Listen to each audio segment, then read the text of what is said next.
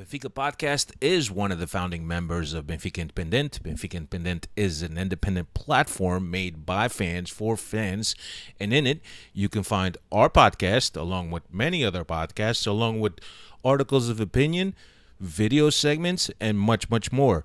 We're also on Patreon, patreon.com/Benfica Independent, with exclusive contents for our patrons. Hasta que no estás aquí dentro no sabes la grandeza de este equipo. Sí, es un club que tiene una grandeza que no se comprende si no estás aquí dentro. São de uma magia única, benfiquista, que só nós sentimos assim. Por muitos desgostos que possamos ter, valores mais altos se levantam. E o valor mais alto que se levanta em termos futebolísticos chama-se Benfica.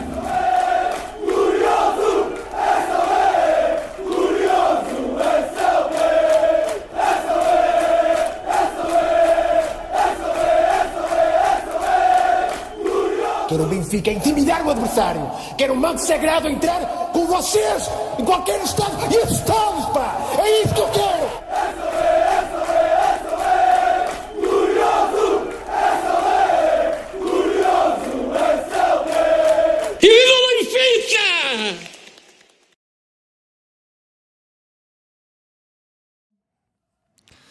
What's going on, everybody? Welcome to another edition of the Talking to the Law Benfica Podcast. My name is Alfredo Fumaças. With me, as always, Cristiano Oliveira. Cuidado, pá, cuidado. Cuidado, pá. What's happening? Vais-me dar aqui umas dores, não sei como é que chama em português, mas estou velhinho. Como é que é, Alfredo? Tu estás com tanto... Is my mic? Yeah, my mic is off, that's right. There you go. That always... Hey...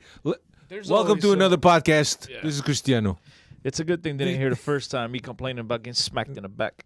But, what's going on, Alfredo? Freddy's in the chat. I see you guys are ready to go. Appreciate you joining us once again.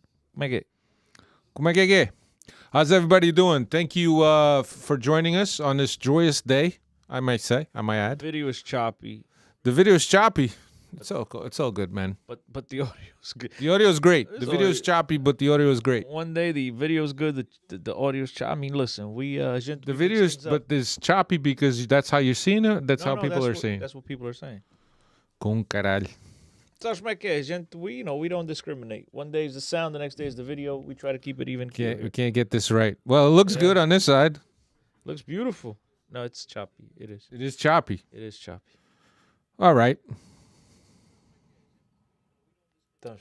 I think I know why. Why? Why is that?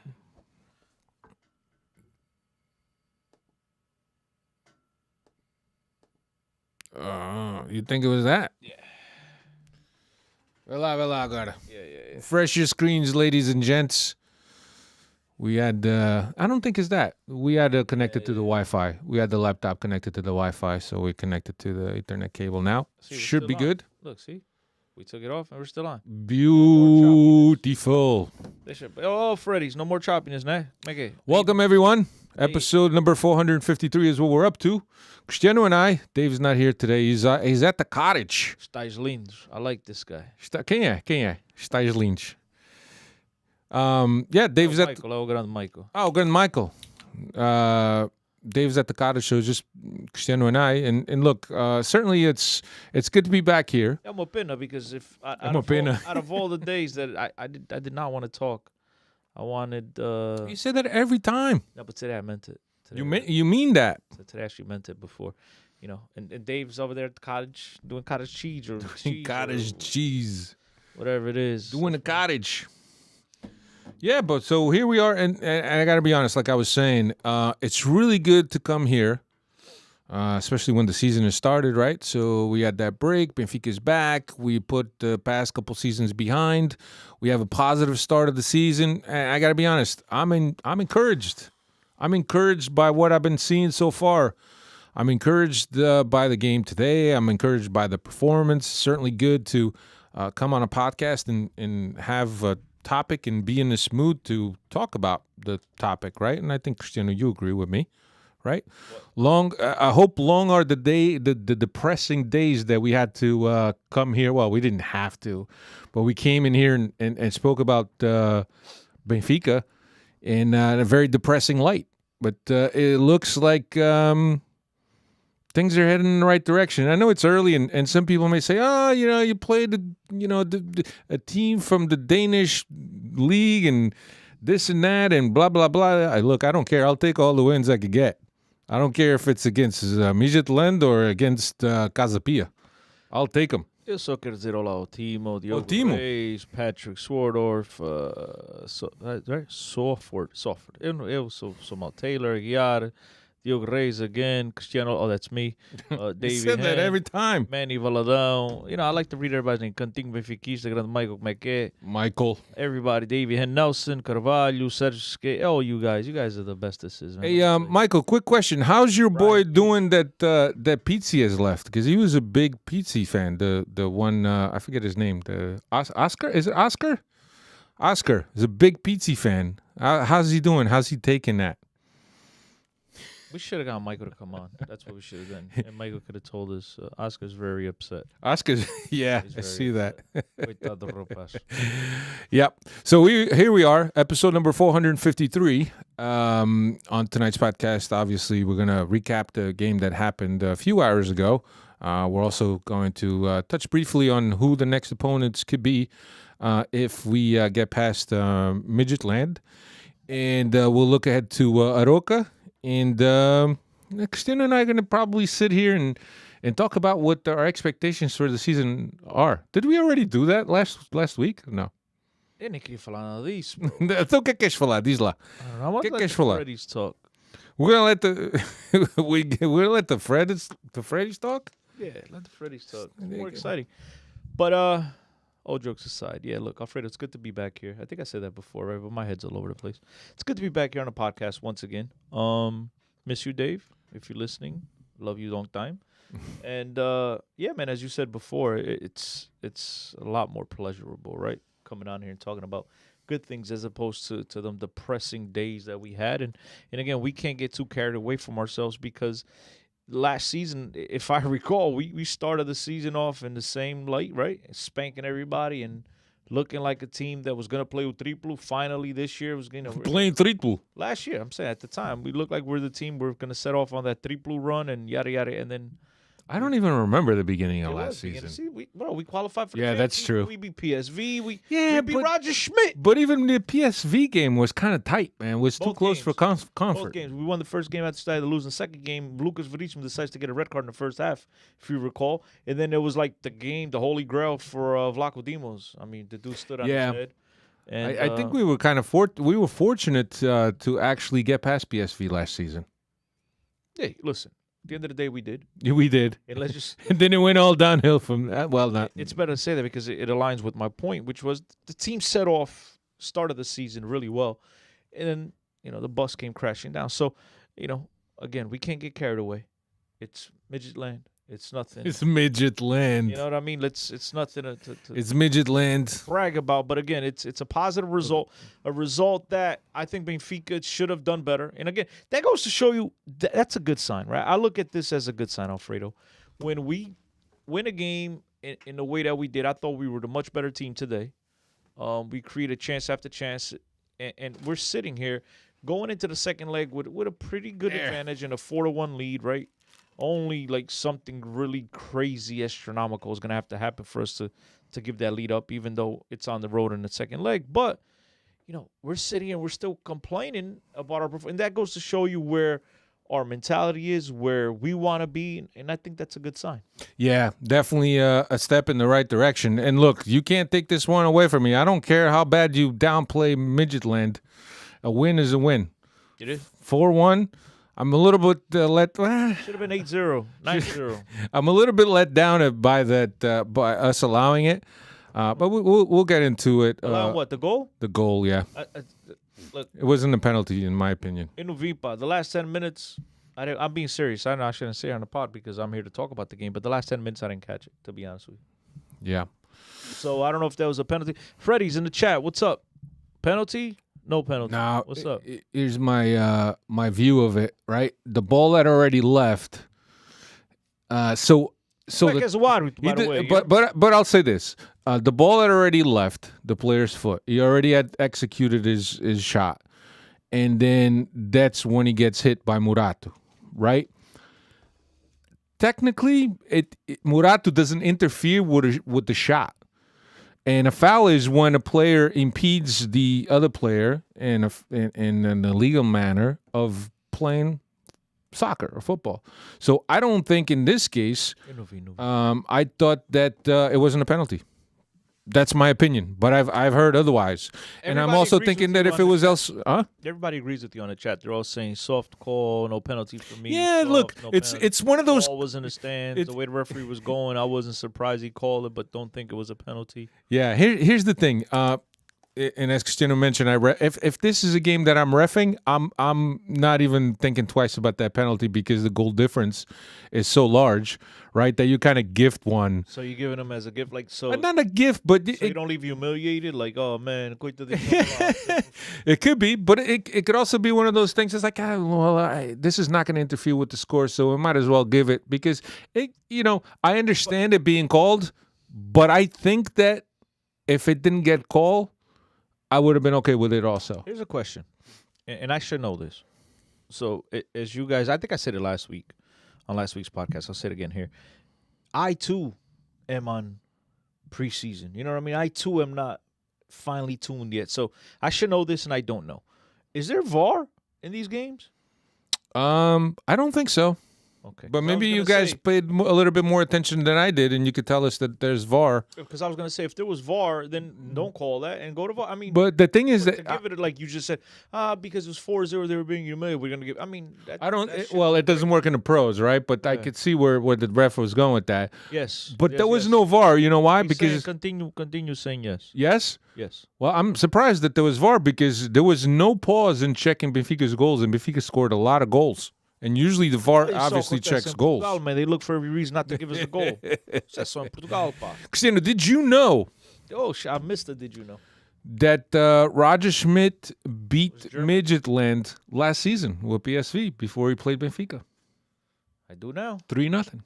Did you know Roger Schmidt lost to Benfica last year after beating Midtjylland? I did know that. Didn't know that. Okay, So I'll give you the lineup, and obviously so no. there was VAR. Hold on, everybody in the chat saying Skiro boy, man, everybody's saying that there was VAR, right, Timo? Timo, yeah. Thank you. That's why I love you guys. You guys are always on top of it, and this is why I don't. But Manny Villadon is saying that he thought the commentator. Forget the commentator, dude. Freaking Conduto, man. Because here's the thing, this is why I don't prepare because I know these guys do such a great job. These It's guys like- back you up with information. It's like, you got your stats, man. All you got to do is just snap your finger. But, yeah, I'm surprised if there was VAR, right? I wouldn't have called it, and I would have much rather wasted 2-3 minutes that it takes a referee to go over to the sideline and check it out. I don't understand. But, look, at the end of the game, I don't want to sit here and make this about a VAR decision, about a penalty against Benfica. Benfica did play very well. We do have game change. And, again, I'm the first one. Alfredo, you know me really well. I'm the first one to say that still Calminha, right? This is Midtjylland. You know what I mean? This is not, Liverpool. Don't take that away from me, dude. Don't take it away from me. No, you can have fun and enjoy today, but I'm just saying, let's just simmer down a bit. That's all I'm saying. No, I understand Well, about. we finally do, right? See, you wasting too much time on the negativity. I'm trying to get I understand keeping your feet grounded, obviously, but don't. I don't subscribe to the idea that we beat a team that is much inferior. Oh, they definitely are. They definitely are much, much more inferior. They are, but They have no business being. Look, and again, this new UEFA thing, second, third, fourth, fifth place teams from countries now qualifying for champ, whatever it is. I'm not even going to get into that. But yes, they are a much inferior team. The Benfica is. Benfica did, and again, not trying to take credit away because good teams do exactly what Benfica did today, right? Yeah. When you're better than your opposition, you stomp on them and you just make sure. I can't even use these expressions nowadays because everything's so. But yes, you gotta make sure. So I was gonna say, put your foot on them and make sure they don't break. That's what you say, sir. But yeah, you want to make sure you don't leave them any life afterwards, right? But Benfica, I thought they were dominant at times. I thought And it's kind of like, Well, let me get before we get into the game. Let me Sure, give you the sure. lineup, okay? yeah, save me. 'Cause I'm about to No surprises on the lineup. Obviously, Vlaco Dimos, Gilberto, Otamendi, Morata, and Grimaldo, Florentino and Enzo, Neres, Rafa, João Mario, and Ramos up front. I don't think anybody was surprised when they saw this starting 11. I was surprised to see Andre Almeida on the bench, to be honest with you. I think a lot of us were. I got to read this because you say that I never read anything about Davey Hen. And Davey, he says, Chris is right. Let's keep a level head. See the guy? Yo, I get it. I'm done. I'm all Davey agreed with me. I think it's the first time ever. So I'm ready I'm to all go. about that. I'm all about level-headed, feet on the ground, man. But don't take this shit away from me. No, but Davey just, guys, done one of those. I'm good. I'm ready to go. Yeah, I'm ready to go, bro. He gave you your blessing. No, but listen, I think we stated it here on us, and I'm pretty sure Continue and everybody else that does podcasts after 90 and FM and everybody else that does that's in this beautiful world of Benfica Podcast. I'm pretty sure it was plain to see that this was going to be the starting 11. Yeah. We saw that JJ, Jesus Christ, that he must be thinking about me. We saw that Roger Schmidt had really, identified these 11 and, barring any injuries or any last second transfers, these were going to be his 11 going into this game. And so no real surprise there. I mean, if you want to talk about surprise, I'm surprised that Almeida was on this list. And my boy Tarap is on a B team, but I don't want to get into that. Oh, yeah. It's Oscar on Continue with Pizzi, and it's me on with Tarap. But I couldn't believe when I saw that Almeida on the list. I said, what the? I mean, yeah. That, and I thought, maybe it's to say goodbye to him. They'll put him at the end. But the game's home Friday. He could have said on a Friday night. He says goodbye, goes out for a couple of cups, and heads out. But come on. I don't know, man. I don't know. This leaves me scratching. Yeah. I don't get that. I don't get why Andre Almeida was in there, especially with Bob being available. Anyway, let's get into the game then, which we already did. But I thought the first 15 minutes, Benfica really tried to find themselves. After that, I think that they were just too good for this Midtjylland team. Opportunity after opportunity wasted. Go into the locker room with 3 goals when it could have really gone with 5 or 6. But these are the things that differentiate a good team from an average team, right? When you have these opportunities, 100%. Especially at this level, you have to be able to put them away. And especially at a game with this importance for both clubs, right? But Benfica needed to really set off on the right foot. They're playing that Stade de Luz in front of 50,000+ fans. You knew that, you had to start off well because the boo birds and then the doubts start to creep in and all that nonsense. But, yeah, I mean, Benfica do have, finally, man, it's been a while. We've cried for this here on a podcast for, I don't know, a couple of years now about having the players like David Neres. David Sleepiness, my man. These guys jing in his foot, and I've said it before. He can. How do I put it? He creates not just for himself, but he creates for his teammates. He's the type of guy that makes other players around him better, and it's going to be fun to watch this guy play. I seen a comment here from SOBEES. He says Neds is def the level that we hoped that we were getting with Sublinha. I couldn't agree with. I mean. If I didn't read that was in my thought. That's exactly what I was going to say. 100%. And I said it before. We basically didn't even swap. He went to Flamengo, brought in Neres, and this is a higher level player. Yeah. And it's fun to watch him play. We hope that Benfica and the players around him are going to be ready because he's able to, wiggle himself out of a box and leave the ball for you at the doorstep for you to put him away. Today, hooked up with Gonçalo Ramos a couple of times. And I feel that combination is going to be something to see for the rest of the year if Gonçalo does stick around after August 31st or whatever it may be. But, yeah, I mean, look, Benfica do have some difference makers. Enzo, we talked about how Newcastle, he didn't have his best game. But, again, it was a game that Roger Schmidt said. I didn't think he played that bad against Newcastle. He turned the ball over a while, but he didn't have that intensity that we've seen in games previous. But Roger Schmidt said in his post-game press conference, we had a double session yesterday. We had a session this morning. It's expected. These guys are going to be tired. And so you did see a different Enzo today. You could tell how important this guy is going to be for Benfica going forward. And it's just, look, man, it's one thing to come here on the podcast and say this, because what I'm saying about both of these guys, I said this over the last 3 weeks. But again, it's one thing to come on here and say it, and it's another thing to actually see it in game action, like we did today in a game that is supposed to be quote unquote, a Champions League game. It's it's a qualifier. Or a playoff or whatever the hell. No, not even. It's qualifier, right? And then the playoff is the next round. So yeah, we finally get to see these guys, doing it on the field, man. It's just eye to the candy to the eye, not eye to the candy. It's candy to the eye. Everybody should say eye candy. That's what I was going with, but then But then you got derailed. yes.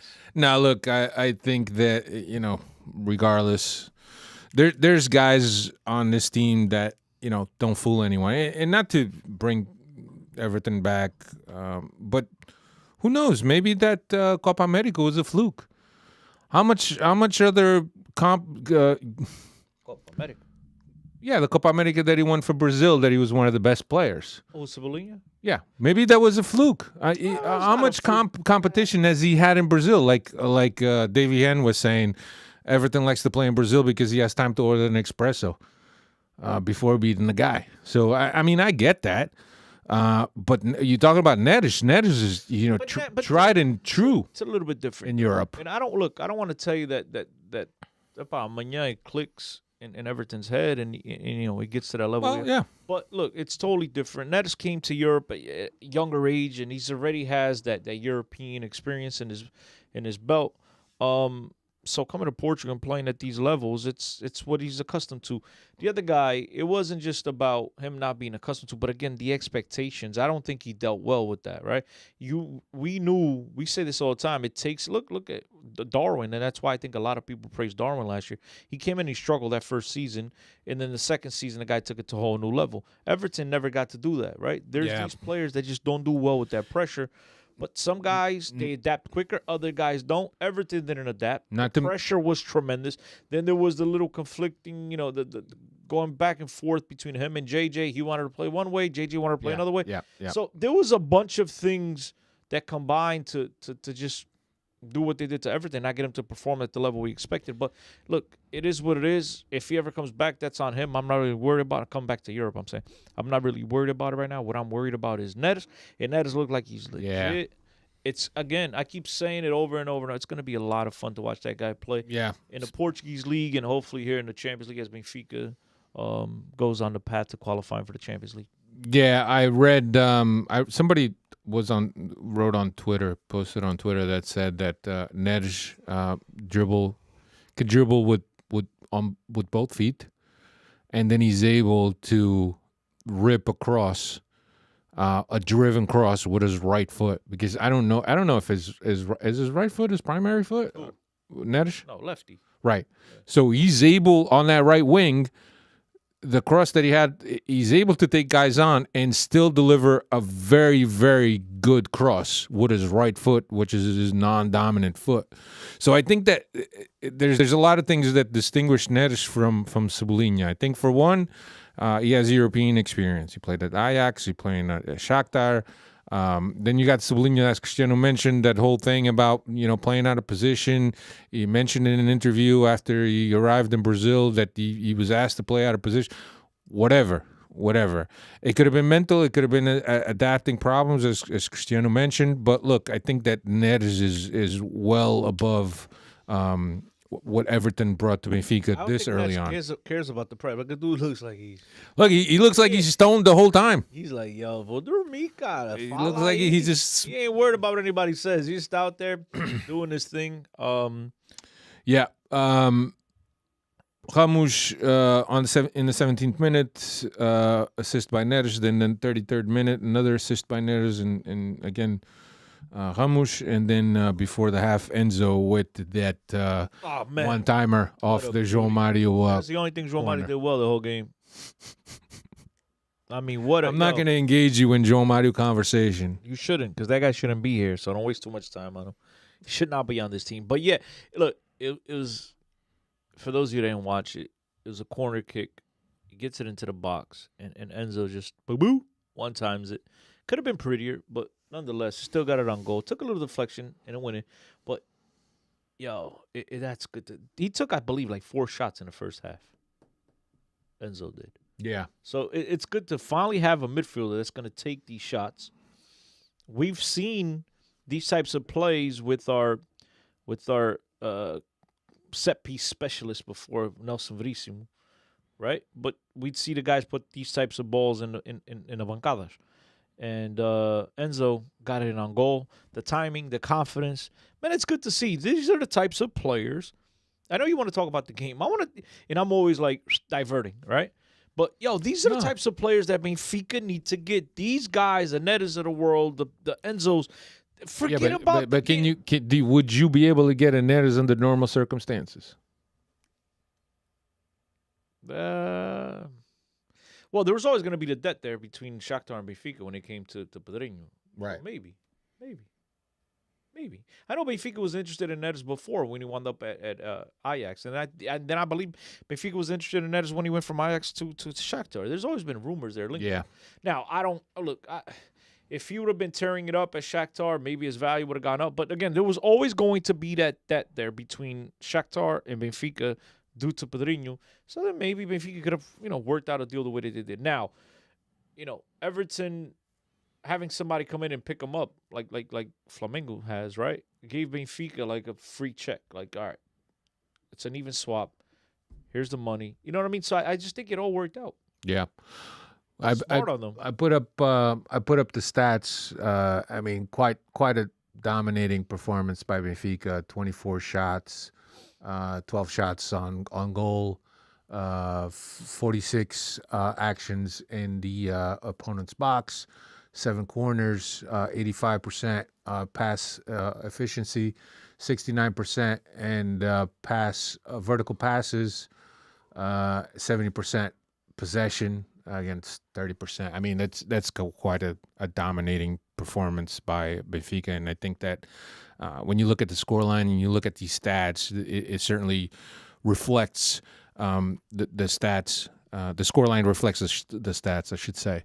But look, it leaves me encouraged because I think that maybe Benfica in years past, maybe you win this game 2-1 or 3-1, and you go to Denmark with still with the kind of cautious in terms of the result. And I'm not saying that you can't go to Denmark and just throw caution to the wind. You still have to be somewhat cautious, but certainly a 4-1 result leaves you in a position where you can now control the pace of the game, put ice on the game whenever you feel like it, and even you could even go for some goals. I don't think that Roger Smith is going to go to Denmark to manage the game. I think he's going to go and he's going to go for more goals. He's going to look at Denmark as another chance to give these guys more reps within the system, learn the system, correct positionings, correct some of the mistakes that have been made, that the technical staff is looking at as they look at video. I think it's just going to be another chance for the players to get more reps together. So, but it's good. Look, I'm with you. Benfica always finds a way to make shit difficult. And by allowing this goal, obviously I don't think that Midtjylland's going to have some type of opportunity. But again, it leaves the door open, right? And it's always when things, I guess it's the Portuguese way, not just the Benfica way, but when things can go easy, we're going to, overthink things and complicate it. But nonetheless, it's good to see Benfica put up such a performance. It's good to see the Stade de Luz rocking once again. I know towards the end of the last year, you couldn't give tickets away. So it's good to see the stands packed up. If he keeps just singing our beautiful songs and stuff like that, it's good to see the players, perform to that level and really soak in the atmosphere. I think, obviously Enzo comes from River, which is a crazy, crazy stadium and a crazy atmosphere to play over there at the El Monumental and La Bombonera. But again, playing in Europe in a packed house, I'm pretty sure he was pretty excited. I know Benfica, it was about the same thing, right? Like 50-something thousand against Newcastle, something like that. I think it was like similar. Yeah, it was numbers. close. It was close. Similar numbers. Mm-hmm. So I know it's one, but that's a preseason game. This is a first official game of the season. I'm pretty sure there's plenty of butterflies going around in that locker room. But, to see these guys perform at that level, I thought Morato was excellent today. Every time he touches the ball, every time he's around the ball, he just looks like an imposing force. And it looks like the kid, man, he's taking huge strides over the last year and a half here now. So I'm very excited to see what's going to happen, which leads me to question everything else about signing 53 center backs, because when everybody gets back and is healthy, I don't know what the hell Benfica is going to do, but that's a question or a conversation for another podcast. But today it was good to see. It was good to see Florentino did all right today. Ramos obviously getting a hat trick. That's something, that the confidence is going to raise his confidence. It's going to get everybody around him excited to give him the ball, because the kid looks like he could put it in the back of the net. There's so many positives. The only negative I would take from this game really is, João Mario. That's my only negative, man. I can't believe that guy was left mid at times. I'm looking at, using the help of Goal Point and looking how they rated the players.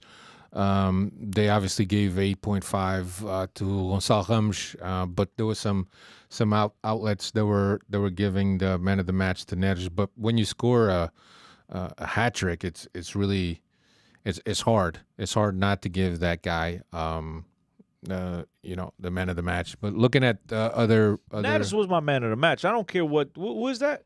Who gave him the 8.5? Goal Point. I don't care what Goal Point. Cristiano Oliveira's man of the match was David Neres. David Sleepy Neres. That was my man of the match, Alfredo. Yeah, let me see. I mean, Gonçalo could have gotten another 2. On one of the plays, he gets into the box, he dribbles a player, and he does the most difficult thing with the whole left side of the goal to himself. He shoots it straight at the goalie. He could have done better. You could always do better. He wasted a couple opportunities. I think that. Yeah, there was a couple easy ones that he kind of faked the guy out, brought the ball inside, and then just hit it at the keeper. So odd. Bocadinho mais calma, a little bit more cold blood in them veins. I mean, you're looking again. It's easy for me sitting on my couch, but you had the whole left side of the net open. He could have possibly tucked it away there. But I mean, look, it's good to see a young kid like this score. It's good to see Neres again, as I said before, connecting with him.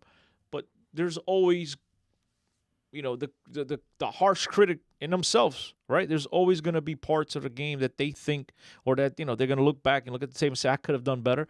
And I'm pretty sure that's one of the things that Gonçalo's going to watch the video and learn and try to go on from it and get better and really redefine that part of his game. Yeah. No, look, I think that the kid's young, right? But I think that to be the starter for Benfica, you got to be a lot more sharper, man. You have to be sharper, because maybe that's good for the B team and Moreirense and Arouca and Casa Pias. And games like today against Midtjylland, it's not going to hurt you. No, but if you do advance to the Champions League, and look in Benfica, by the way, I don't know if you've mentioned it yet. I'll mention it in a little bit. But if Benfica, if they do advance to the competition, throughout the competition to the actual group stage, obviously competition is going to get stiffer, and there's going to be. In other games, there's going to be one opportunity there's going to get, and it's going to be, it's going to be that one chance that he got in the box where he dribbles everybody, then he's got the whole net. And then, so that one chance might be the difference between a loss, a draw, and a win. 100%. Just like Seferovic against Barcelona. Yeah, but we still won that game, though.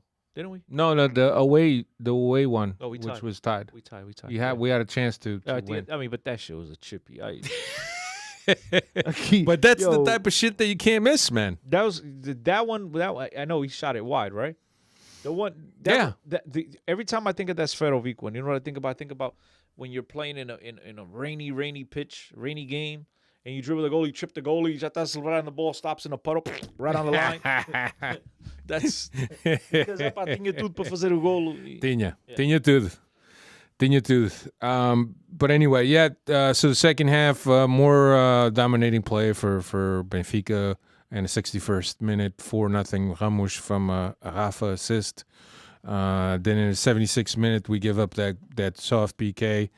And then that's all she wrote. Yaremchuk came in, Arouca came in, Chiquin came in.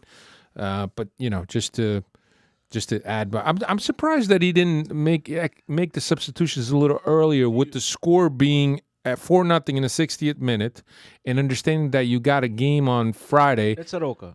Yeah, and I understand that's the beginning of the season. I don't know, but I probably would have given some guys some play. And I'm sorry, I'm gonna burst some bubbles, but here's some negativity, right? For all the praise that we've just laid out on Enzo, Neres, Gonçalo Ramos, Morato, everybody on the pitch today, with the exception of João Mario. was really I'm never gonna give that guy credit. With the exception of Omari, was played really well. But here's the depressing part, Alfredo.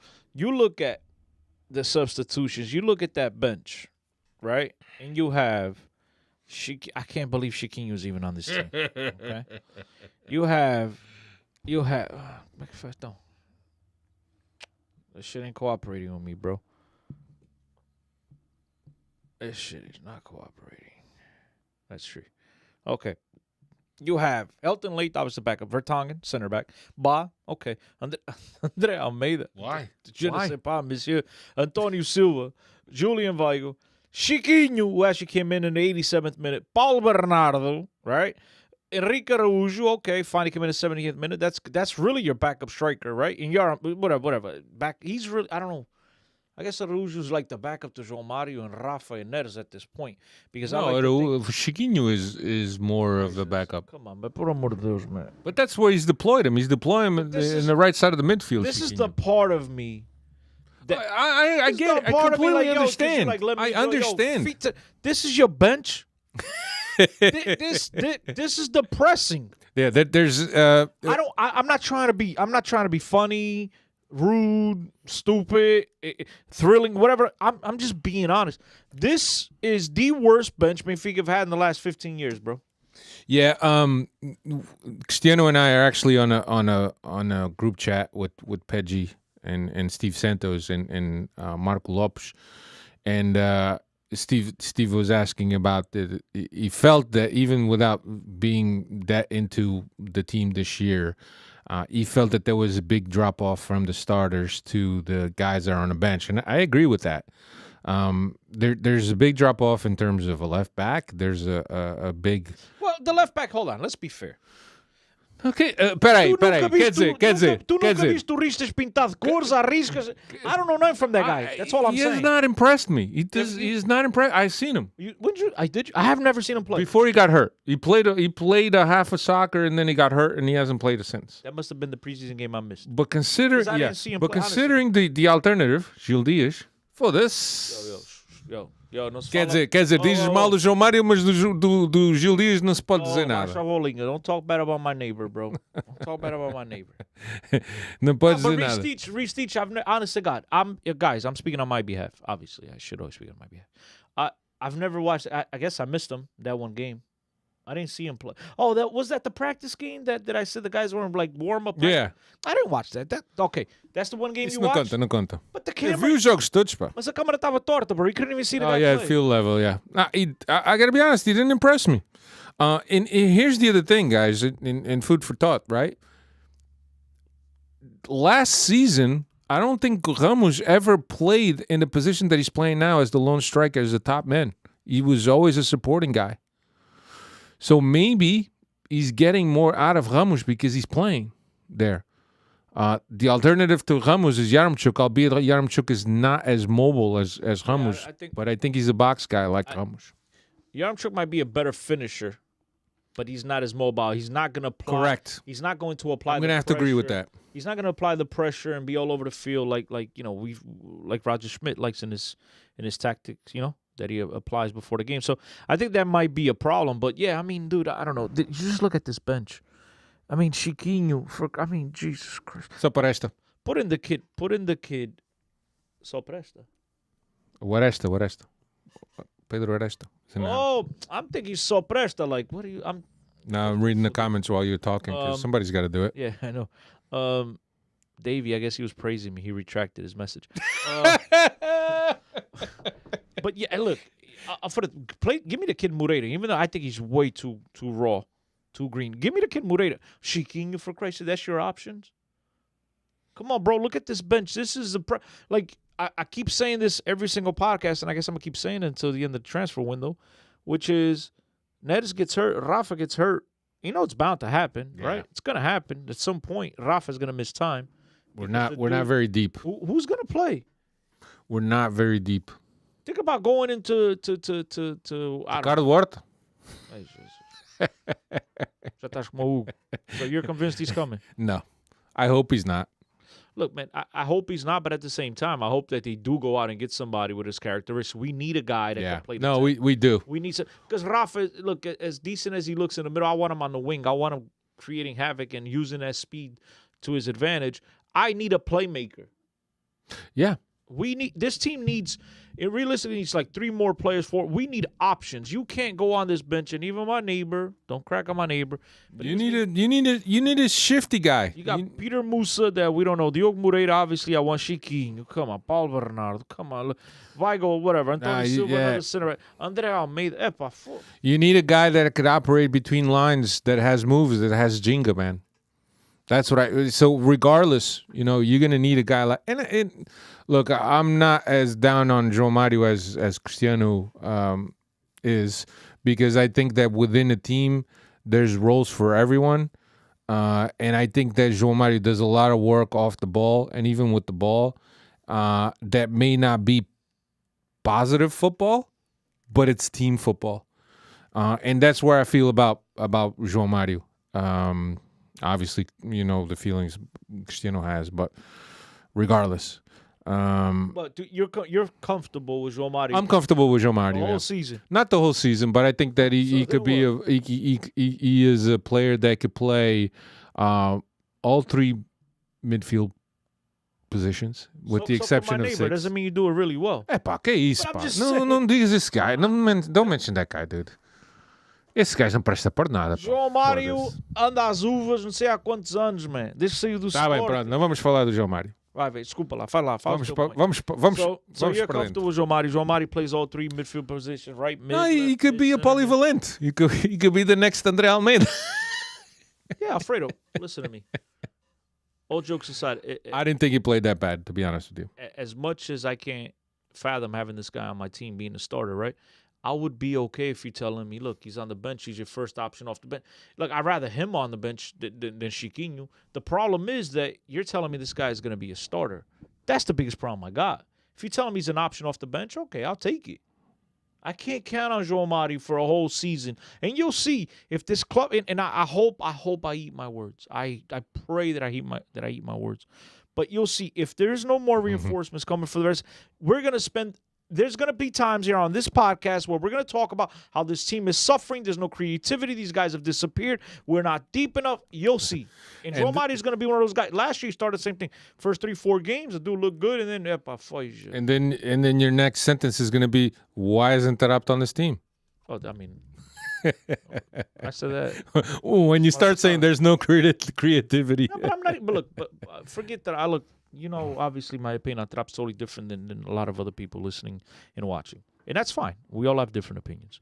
But forget about Taarabt at this point. Taarabt is no longer a part of this team. He's not here. He's on the B team. Unfortunately, it is what it is. I guess Chiquinho and André Almeida and João Mario are better options. But now, I'm okay with that, but these guys have to perform. That's fine. Perform. João Mario, I have no confidence that I could count on João Mario for between now and August all the way through May. I don't have any confidence I could do that. He hasn't done that since he's left Sporting. Went to Inter, was a bust. Went to England, was a bust. The dude went to Russia and they didn't want to renew him. And now you're telling me this is guy, he's one of my starting 11. No, you want to tell me he's a rotation guy that's going to play here and there, backup. It is what it is. Look, you're married to him at this point. I think if you bring a good 10, he's not going to play.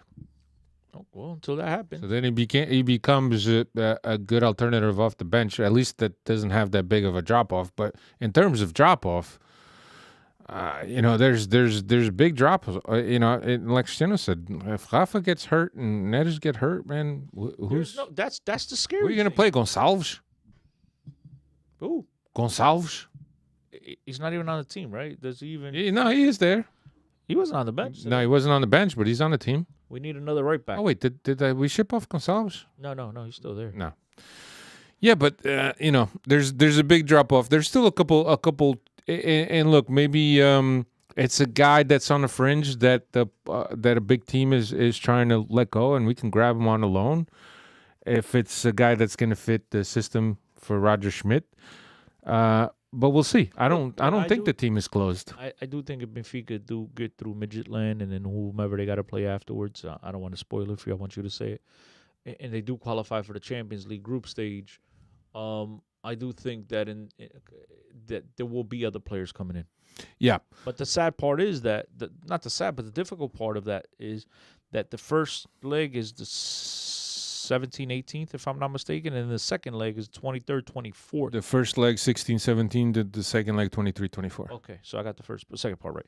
So let's say that they play the 23rd or even the 24th. They win the game. They're in. They're through. It leaves you a week to go ahead and attack, right, the mercado and really go after the players. And then, that you need right. The thing is that Benfica needs more than one player right now. It's not just I bring one guy and all's resolved. No, I think we still need 3 or 4 different guys. Yeah, I think that with the fact that you're going to be playing Champions League, it's going to be a carrot for a lot of players because a lot of players want to play Champions League, Ronaldo included. I'm not saying that Ronaldo's coming, obviously, but I'm just saying that it's an extra incentive for a player to join your team on loan, knowing that despite going to a lower league, he can play in the Champions League. Like Cristiano mentioned, that little period of time between the 24th and the end of the August will be a crucial time for Benfica. Anyway, win 4-1. We will now travel to Denmark, and we'll play the away leg on Tuesday, this coming Tuesday.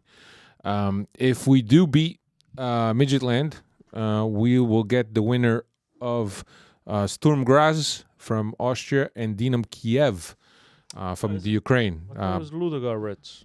No, Dynamo Kiev is playing in Poland, by the way. It's not Ludogorets. It is Ludogorets. Ludogorets Razgrad. Yeah, Ludogorets. Ludogorets is a team that's played in the Champions League before. It's the winner, Ludogorets, Dinamo Zagreb. Vê lá os jogos amanhã, vê se não está aí o Sturm Graz e Dynamo Kiev. Estás errado, pá. Então vi Dinamo, então eu pensava que era o Dinamo Kiev. Mete aí os jogos para amanhã. Já vais ver. Vê lá se não está aí o Storm Graz. Tá bem, Dinamo Kiev e Storm Graz. Yeah, that's the game we're going to get. I saw Dinamo. The winner of that game. I just associated all Dynamos. They look alike. Yeah, all Dynamos. As Cristiano mentioned, first leg 16 or 17th of August, and then the second leg the 23rd or the 24th of August. The difference between this playoff and the qualifier is that Benfica will play the second leg at home. You aqui a meia hora, all excited, ready to tell you the teams. Ludogorets. I saw Ainda bem que não disse. That's what I'm saying. It's a good thing I didn't break. I should have let you go. Imagine I would have said the people listen to the early part of the podcast, turn it off. But yo, dude, there's a Dinamo Okay, there we go. Yeah, so that's that will be the next opponents, which we found out this morning. There was a draw today. Next up for Benfica, back to the B-win, back to the Tugão. Arouca at Estádio Luz playing this upcoming Friday, 8:15 local. Historically, between both teams, 13 games, 11 wins for Benfica, 1 tie, 1 loss. Last year, Arouca finished 15th. They battled to remain in the first division basically the whole season, and they managed to get by. So they're back again. Cristiano, any fear of a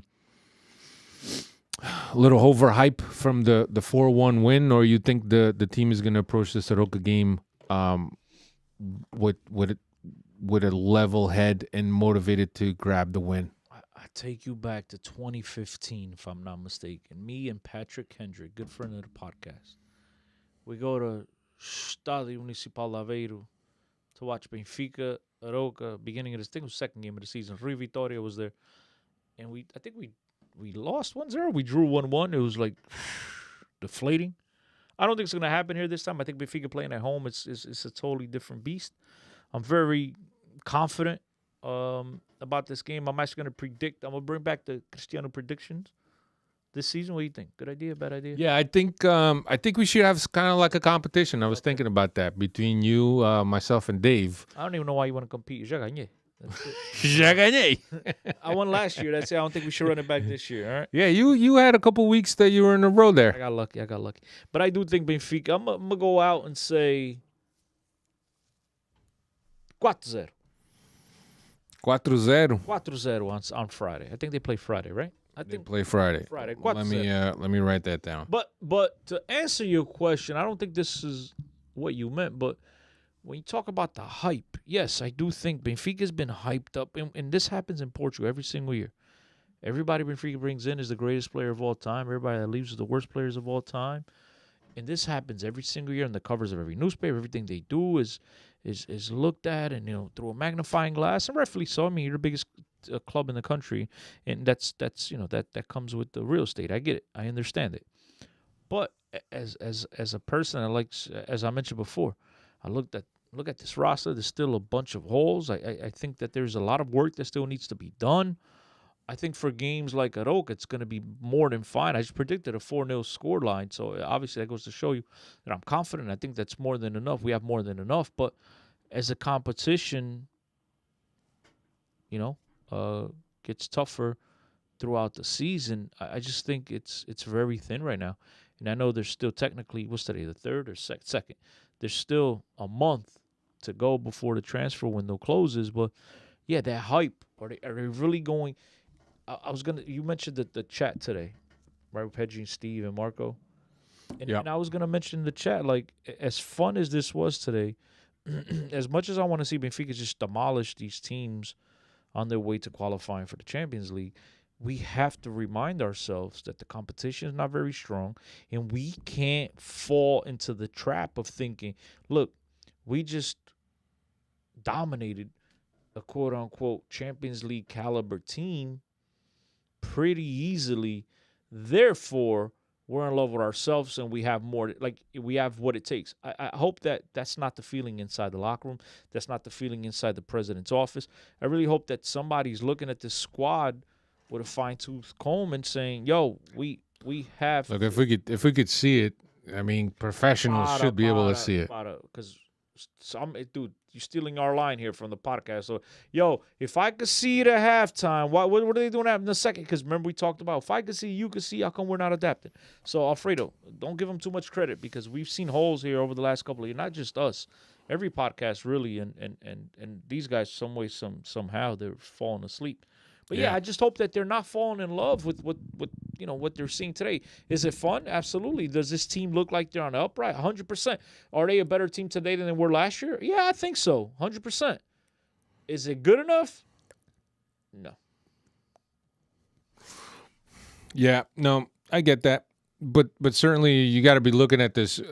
And here's the thing, right? And if you want to look at it this way, you can.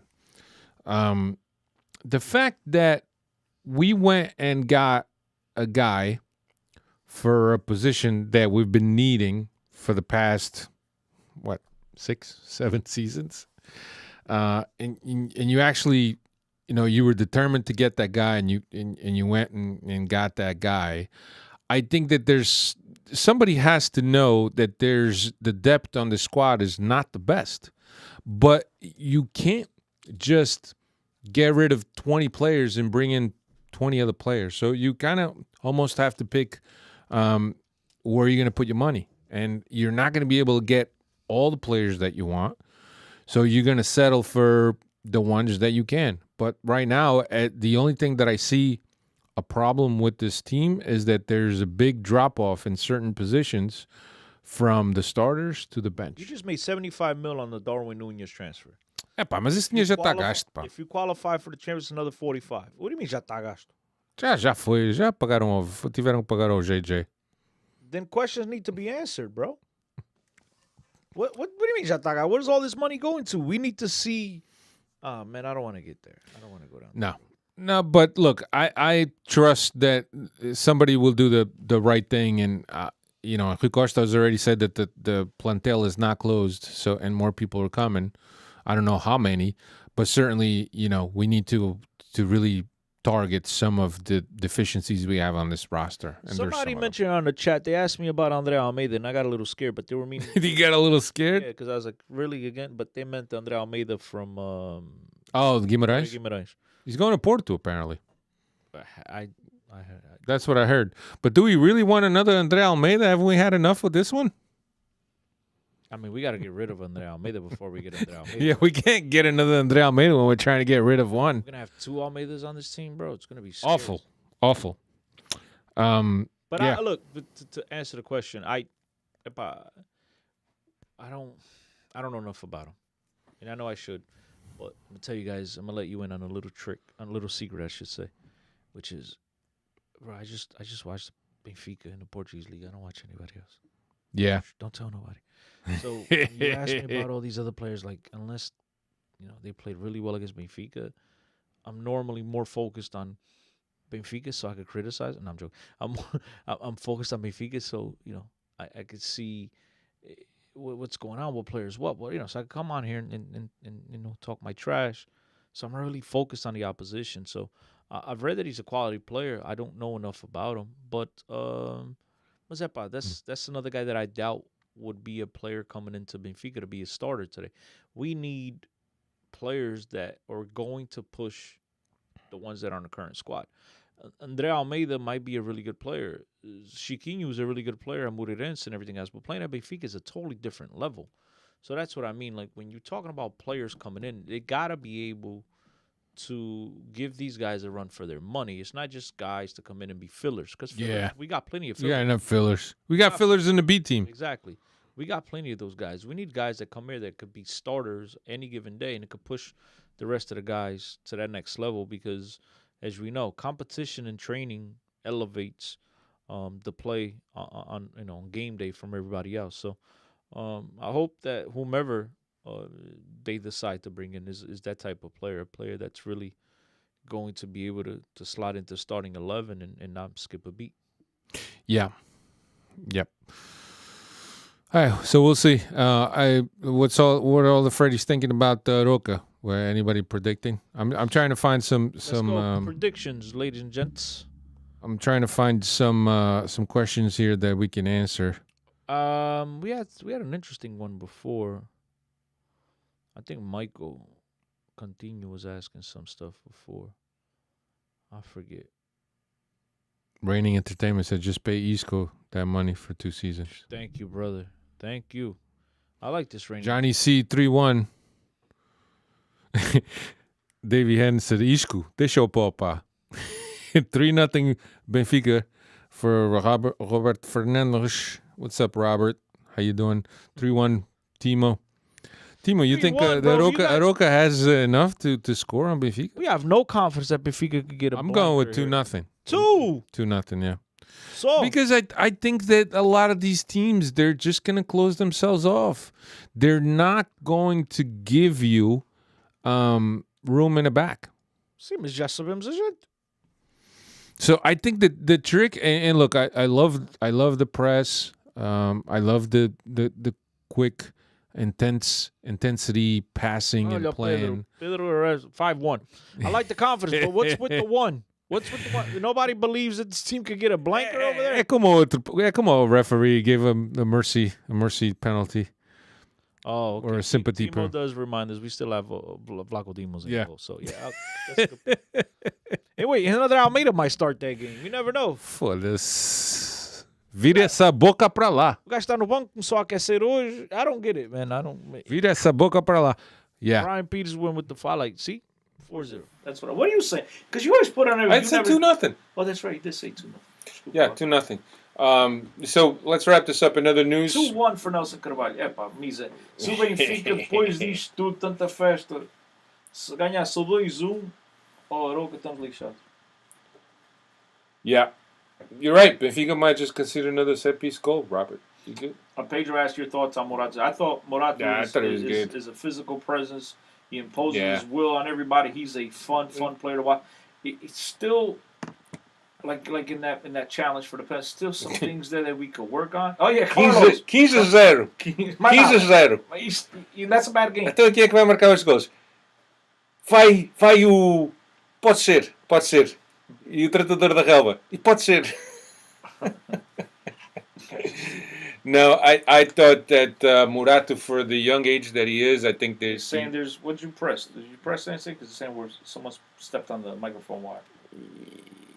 What did you press, Alfredo? Espera aí. Está sempre a mexer nas coisas. Foda-se. Ok, vamos para aqui.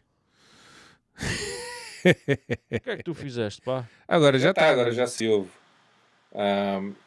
No, he got fucked. He got screwed up. I didn't set this one up, but that's fine.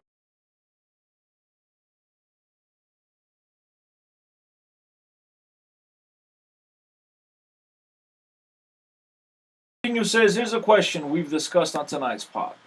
What's that? Check out Coutinho Benfica. Ladies and gentlemen, the That's podcast right. with Michael and everybody else. At the peak of our season, who will be our starting center backs? That is a tough question. I'll start off, Alfredo. But I just don't know enough about João Vitor. Yeah, until we see João I Vitor, hear we that just know João- that he's speedy. I know my man's got wheels. But look, everybody being healthy at 100%, it's going to be a very tough decision for Roger Schmidt. Yeah, I think Because here's the thing, Alfredo. Here's the thing. If João Vitor is as good as previewed, right? As at least we hope he is. we expect. Right. Expect. Verissimo is healthy. I think those two are starters. Then what do you do with Morato? Morato's playing really well. And then you look back, you got two dinosaurs that are backups in Otamendi and Vertonghen. And the reason why I said I'll start, and I'll ask you the question, Alfredo, was let's just say you go with any of the combinations, João Vitor, Verissimo, and Morato, any of the three, right? Because you're only going to have two at the back. If you go with any of those two out of the three, that really opens the door for Otamendi and Vertonghen to be out. Like, Otamendi is one of the highest, both of those guys, two of the highest paid players on the squad. I just think that because Morato has the status that he has on the team, that he's still a guy that will ride the pine and won't complain much about it. The one thing that I think he has going for him is that he's naturally left-footed. And at this point, for me, he's better, or he's at a higher level than Vertonghen. But again, Verissimo supposedly entering the last phase of his recoup, should be available sometime in September or at the end of September. And then you got what is it, João Silva? João Antonio? Antonio.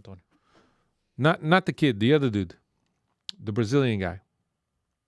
What? The Brazilian center back that we got that rolled his ankle in the Libertadores. João Vitor. That's what I'm talking You about. said Antonio. No, Antonio Silva. No, forget that kid is going to be in the B. There's no spot for him. Okay, but still. So the five options are Vertonghen, Otamendi, João Vitor, Morato, and Verissimo. Those are the five options, with the kid being a six. But if those three guys are healthy, Morato, Verissimo, and João Vitor are healthy, I think you can make the argument for either of the three to start, right? And then you leave the old, because there's really no plan going forward for Vertonghen and Otamendi. I get Otamendi brings in the toughness, but at the same time, he's probably the slowest out of those. Yeah, but four guys. Otamendi's not going to go anywhere. Okay. He's not going anywhere. Team captain. So And not that it not, Almeida. not that it, well, and here's the thing: those guys should have never been team captains, by the way, because they don't. There's no leadership qualities to them. That I think, my opinion, obviously. But yeah, that's a serious problem, and maybe, and I hope that this doesn't happen. But does Roger Schmidt pull a JJ and now change the system that he's accustomed to playing and goes to a 3 center back setup? That could be an option to play at least 3 guys. He might be. Look, in the Portuguese league, it's very feasible. He could do that in the league, for sure. When you're going up against the Aroucas of the world and the Casabias and whatever, yeah, you could get away with that, right? Are you going to be able to get away with that in the big games? Probably not. And it probably would suit him in a game like that against these teams that you're not going to sit back to put 3 guys at the back. And especially if you got the wheels like you're supposed to have with this João Vitor, you could cover a lot of ground. And then you throw another option up front that really could help into breaking down those low blocks, into creating opportunity. It just gives you another option. And especially when you don't have that threat on the other end. So, I mean, you might be able to do that. You might be able to get away with that. And I've said it here on podcast over the years. Since day one, I've been on with you. And thank you very much for bringing me on, Alfredo. Don't even remind me. I've said it all along that my favorite formation first is a 3-5-2 or 3-4-3. I just in a league like this where you don't have a tough competition week in, week out, three guys at the back is really not going to hurt you. It's only going to help you. So Yeah, I just we all know why JJ went to the 3 back because he needed to fit Verissimo in there. So I don't know what's going to happen, but certainly there's a lot of center backs. Would you at this point unload Muratu no, on a loan? no, absolutely not. I'd get rid of Vertonghen. But let's think about it this way, right? I'd get rid of Vertonghen. Right now, as we're looking at the pecking order in center backs, we can honestly say that Muratu is ahead of Vertonghen, yes? Oh, for sure. Otamendi ahead of Muratu? If you look in, how do you rate in the pecking order? Right now, I think right now you have to remember the other two guys ain't healthy, so Morato's number 2 option. Right, because we haven't seen those guys. Yeah, and those in guys, action. and they're not Well, healthy. we know Verissimo. Yeah, but he's not healthy. When Verissimo is healthy, Okay, when Verissimo's healthy, what are you again, thinking in pecking order? 3 weeks ago, I would have put those guys ahead of Moratu. Now, and bro, go play the tape. I said it last week.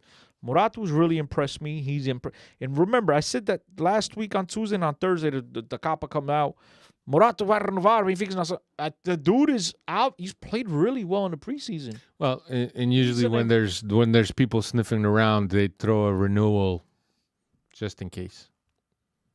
No, but they could have.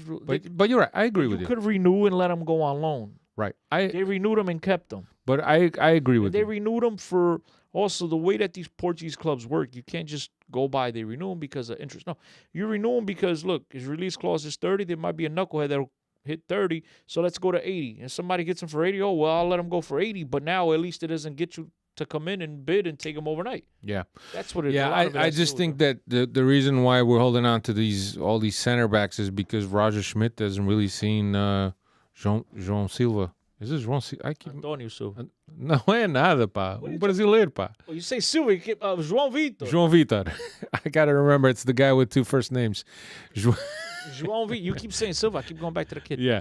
João Vitor. He hasn't seen João Vitor in action, obviously. Yeah, but and dude, he hasn't you seen like- but Verissimo in Alfredo- action. But Alfredo, you like to think the coach had a say. And bringing him. Yes, 100%. They spent $10 million. Well, he's got 5 other center backs. So let's spend $10 million on the guy.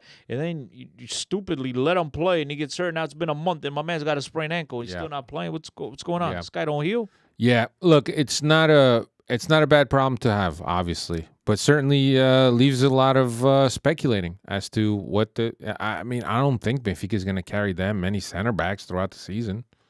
Well, you got 5 right now with the kid 6. Well, why do you need to carry that many? That's my question that I posed to you. Oh, that's how we started this Yeah, no, conversation. that was the question. If Verissimo, Moratu, and João Vitor are healthy, right?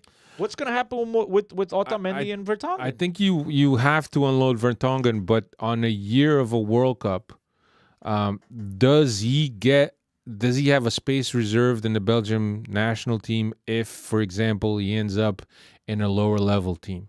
If he ends up in an MLS team? Ele é o capitão, ele é o all-time. Right. Does all-time that status now guarantee him an automated call-up? Because if it does, then he shouldn't have to worry where he ends up or whether he's getting playing time at Benfica. Obviously, he wants to play because he wants to reach Qatar in playing form. O gajo não quer sair de Lisboa, pá. He também não queria eu. He wants to ride the tram and the bridge. And sit on the cobblestones. That's it. He likes doing that. That's a great segue, man. Look, to be continued on a center backs saga, but yeah, that's a great segue. Benfica introduced the 2 alternative jerseys yesterday, I think it was. Yeah, we already knew. Yeah, well, the yellow one we knew. The white one, we had seen things, but it wasn't really confirmed. I gotta be honest with you. I'm liking the white one more than the yellow one. I hate it. And then the yellow one has the electric cars. You know how Benfica, the main jersey has the 25 de Abril, Ponte 25 de Abril on the back. This one has the electric cars. And the third one, which is the white one, has the cobblestone pattern that you'd see na Rua Augusta, for example, or Terreiro do Passo, where you have those cobblestones. That So I white get one that. looks okay. I like the fact that the symbol has all the colors. Yes. The white one looks okay when it's facing forward, but then you flip it. It looks like it's got a cover for you to go take a dump on it. I don't get like it's so stupid. That is all white, and then on the bottom it's got all the dots like in where your butt go. Like it's just it. Did you see it? Peraí. It's ugly, bro. Deixa eu cá ver se eu consigo pôr aqui uma coisa. Deixa eu cá ver. Fala aí.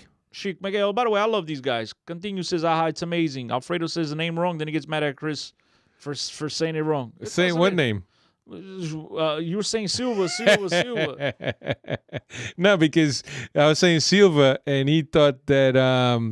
Yeah, they know. They're repeating it. They all know very well. Chic Miguel. Chic was joining us now. What is it? 3 o'clock in the morning, 4 o'clock in the morning in Portugal. Okay, here we go. We have the best listeners, by the way. No other podcast got listeners like that. We got the best ones. It's gonna be in front of our faces, but here's the jerseys. See if I can change this up.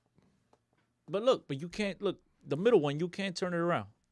That yellow one looks like the Arsenal goalkeeper jersey from last year. The red one looks all right. I have it. I showed it to you, right? I'm like loving that white, man. I'm loving that white. That white, once you turn it around, it's ugly as hell. It only has that those black dots down by your butt.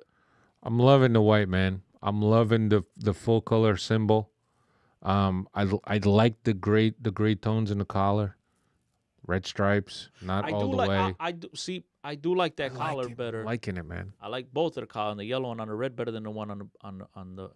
You don't like round colors? No, I don't like the roundish. No, and then I like round they collars. stretch and then it looks stupid.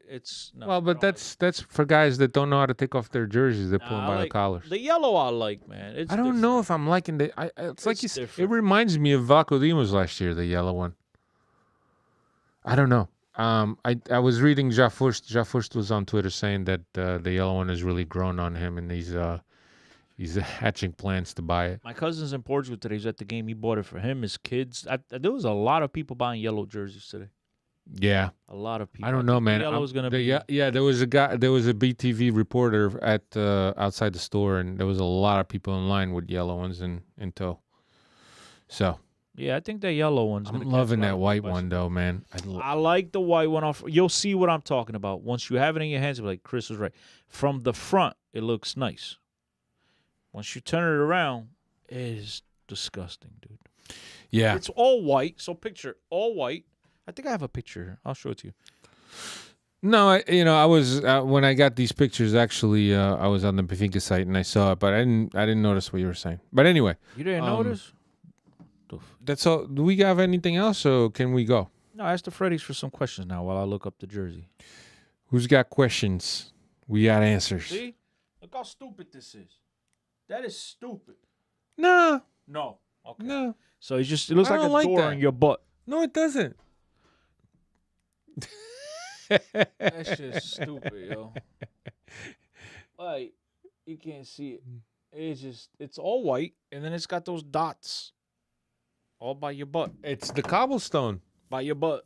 That's okay. So it's just stupid. It's when you ride your bike. It covers the and it's raining. It covers the stains. I know likes.